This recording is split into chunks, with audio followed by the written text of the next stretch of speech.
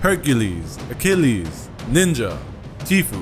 What do they have in common? Let's find out. In mythology, people like Hercules and Achilles were revered as demigods. They had statues built for them, stories shared, and were often more popular than the actual gods. They say you can't be killed. I wouldn't be bothering with the shield then, would I? Why? Because there was a human side to them. They felt more approachable. Some real-life figures even ascended to one day become deities as their stories were mythified, such as Mother Teresa, Gilgamesh, Buddha, and yes, Jesus of Nazareth. Back then, sharing stories of legend was the ancient times equivalent of TV, and these figures were the equivalent of celebrities. Today, famous people have merchandise and social media instead of the Bible. Today, famous people have merchandise, social media, or even small cults instead of statues. And honestly, celebrities these days are front, side, and center. Tabloids, advertising, influencing, ice cream, leak pads, toilet paper. Anyway, you name it, and a celebrity has probably been associated with it. And if a true fan had ever met Hercules in real life, I imagine the reaction would have been something like this. Jesus! This is not the reaction you have to any fellow human, or you would go through life in a bit of a compromised state. This is the reaction you have to something larger than life. And this is where the problem starts. Larger than life. Now this is where we swing this around to gaming because, you know, we're a gaming channel. I love the Xbox and Final Fantasy.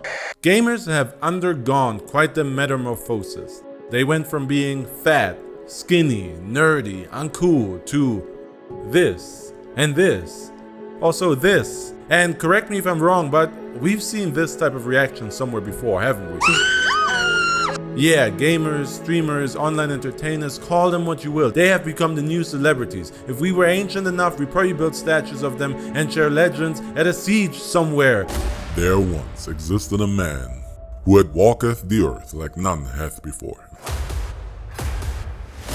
He buildeth shelter with his bare hands, he flueth with the birds, and he 360 no-scope motherfucker.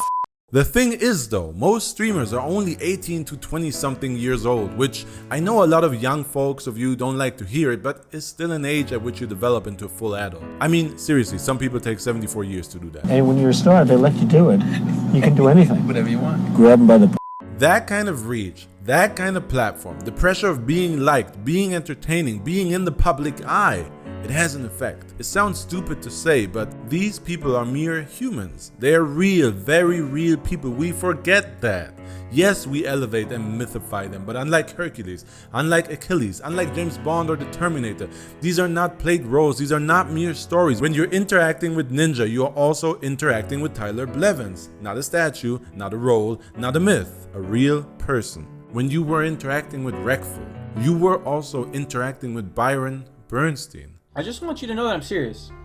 Like, I want you to know that I'm really affected. So, look at me. Okay? Like,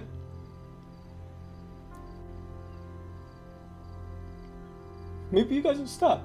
People, you were telling a real person to kill himself. This is not an act. This is a young man who is logging into his daily job, which just so happens to be entertainment for anonymous masses that have been so desensitized by mass mainstream bullshit entertainment that they forgot this is a direct interaction. This is by all accounts and purposes very real bullying. Streamers are not deities, they are real people, and very, very young ones at that. It becomes too easy to blur the lines and forget that.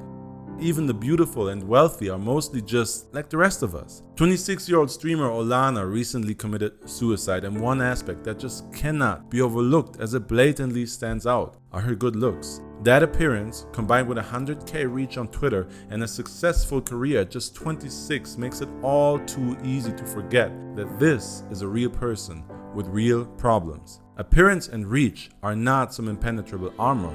Yes, they are not starving. Yes, they are not at war. But if we go down that road, there's always someone that has it worse. Einstein was onto something when he said it's all relative. Still, relative problems are real problems, and successful people also have them. And this is another fallacy with streaming. A streamer literally lives off of attention, so any action that garners that is automatically a gain for their brand. Now, what if a streamer is literally begging for attention and love? You gotta get to 500 subs. It's the only way I'm committing to a stream schedule. It can look like this, but we also had Ohlana stating that she needs love with a sad emoji. Problem is that it's all too easy to then pass that off as a privileged, genetically favored woman claiming she needs love and to translate it into a goddess encouraging simps for devoted messages to attract attention. We fail, or in her case, we tragically failed to see that this was an actual cry for help and a need for love. Behind all the flash, all the glamour, in streaming particularly, the barrier is almost non-existent. The contact and interaction is direct. Now, I am not saying it should all be flowers and roses and multi-$1,000 donations. No! Idolizing and mythifying these people without question is unhealthy in any regard. Arguably, a 21-year-old doesn't need teenagers buying his or her first Lamborghini with change to spare. That's such an extreme for developing personality that the low inevitably has to follow a similar extreme. That's why people that young having a platform and power that large is dangerous. Audiences justify extreme negativity by pointing at these extreme highs and streamers' obvious qualities. Oh, she has trillions of followers, she's beautiful, he's ripped, he's rich, so they can take a little hate. What a dangerous, unbalanced thinking this is. We need to balance the scale. Perfectly balanced, as all things should be. Streamers are not gods, they are real people. So this time the judgment is on us to be aware, to be rational, to remember that we're not building statues here that we can then vandalize with no real emotions being affected. Building up and tearing down a real person is different. The shit you guys say really affects people. Okay?